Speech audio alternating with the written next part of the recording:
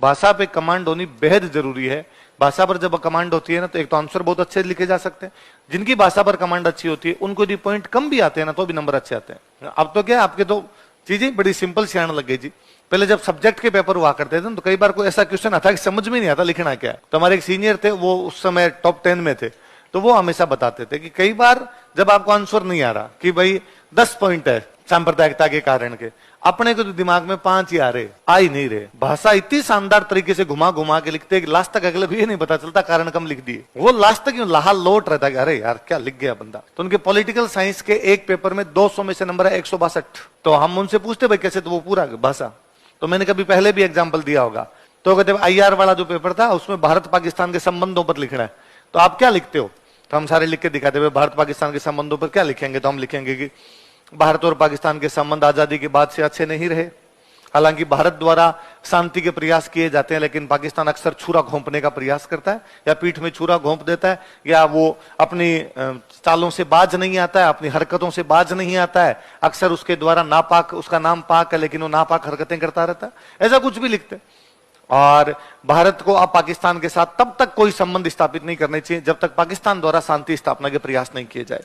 यदि पाकिस्तान खुद आगे बढ़कर शांति की बात करेगा तो ही पाकिस्तान के साथ शांति की बात होगी, वरना पाकिस्तान के साथ सभी संबंधों को तत्काल प्रभाव से रोक दिया जाना चाहिए। ऐसा ही कुछ लिखेंगे।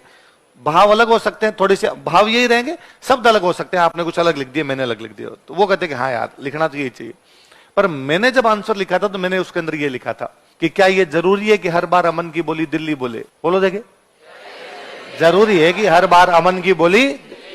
कभी तो यारो तुम भी लाहौर से बोलो। सेम बात है कि हर बार भारत ही शांति स्थापना का प्रयास क्यों करे, कभी पाकिस्तान भी तो करे। हमने 5 लाइनें लिखी, उन्होंने 1.5 लाइन में आंसर समेट दिया पूरा। भले 10 पॉइंट लिख के आए, भले 15 पॉइंट लिख के आए, अगले को 2 लाइन उसको लगा, अरे यार क्या लिखा है बंदे ने। इसलिए भाषा अच्छी होनी चाहिए, भाषा पर कमांड होनी चाहिए, तो वो तभी आएगी जब आप चीजों को बार बार लिख के देखेंगे। जब आपके दिमाग में आएगा कि नहीं यार मैं इस वर्ड की जगह ये लिख सकता था, मैं इस वर्ड की जगह ये लिख सकता था, कि मैं यही क्यों लिखूं बीज रोपे या बीज बोए, मैं इस बार लिखूंगा बीजारोपण हुआ।